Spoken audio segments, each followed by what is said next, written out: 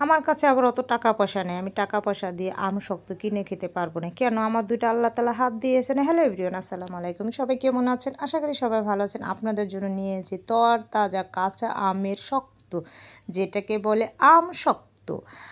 এইখানে আমি দেখতে পাচ্ছেন কিছু আম নিয়েছি। এর আগেও আপনাদের বলেছিলাম আমি ১০ কেজির মতো আম নিয়েছিলাম। আমি এইখানেও সেই ১০ কেজির আম ৩ ভাগ করে রেখেছিলাম। আর সেটার জন্য আমি আমশক্ত বানানোর জন্য আমগুলো কেটে ভালো করে আঁটিটা এক সাইড রেখে জাস্ট উপরের পাট্টাগুলো নিয়েছি। দেওয়ার পরে ভালো করে ধুয়ে নিয়েছি। এরপরে দেখেন এখানে পরিমাণ মতো আমি জাস্ট একটু পানি নিয়েছি আর একটু লবণ।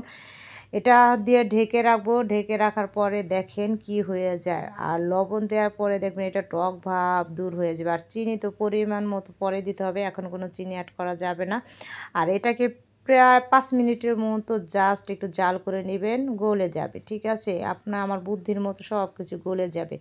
এই তো আমার এটা সিদ্ধ হয়ে গেছে। এখন আমার ঠান্ডা হয়ে গেছে। এখন তো এটাকে থেকে কিভাবে আমি আমটাকে রস বের করব সেটাই দেখতে পাচ্ছি। এরকম যদি একটা স্টিলের ছাঁকনি থাকে সেটা দিয়ে হাত দিয়েও যদি পারেন, যেহেতু আমার একটু গরম, গরম ভাব আমি হাত দিয়ে প্লাস হলো চামিচ দিয়ে নিয়ে নিচ্ছি।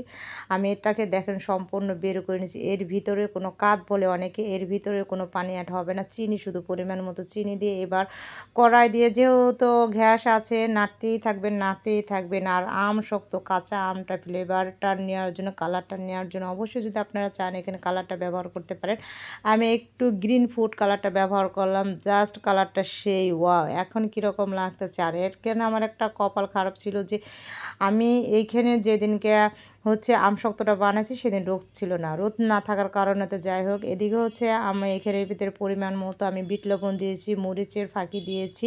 আর এখানে আমি জাস্ট একটু ফ্লেভারটা বাড়ানোর জন্য আমি পাঁচফোড়নের গুঁড়া নিয়েছি। এদিকে ঢেলে নিলাম ২ টা প্লেটে। যেহেতু এটা ২ টা প্লেট নেওয়ার কারণ আছে। আমার ছেলে বলছে এটা আমারটা, আর একটা তার বোন আপনি জুয়েনারটা। তাই দুজনের জন্য ২ টা বানিয়ে নিলাম। রোদ্রে শুকাবেন।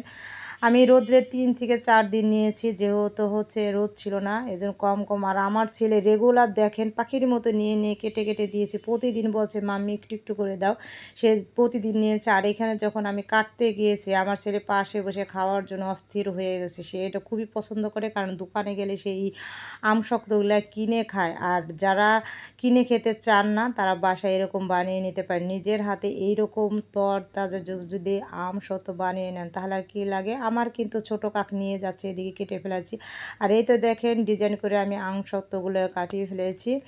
আর এই আমসত্ত্বটা কেমন হয়েছে অবশ্যই একটু জানাবেন। এর ভিতরে যে কি মজা, একটু ঝাল, ঝাল আবার বিট লবণ দেয়া আছে। দেন একটা আমার কাটা হয়ে গেছে। এখন আমি আমার ভাগ্নিরটা কাটতেছি।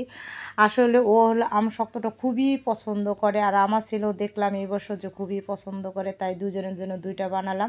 আর আমি একটু ডিজাইন করে নিলাম মনের মতো, যে আমার ডিজাইনগুলা কেমন হয়েছে। আসলে যেকোনো জিনিস যদি একটু মনের মতো ডিজাইন করে নেন ভালোই লাগে। এই তো আমার ডিজাইনটা হয়ে গেছে। আজকের মতো এখানেই বিদায়। আল্লাহ হাফেজ।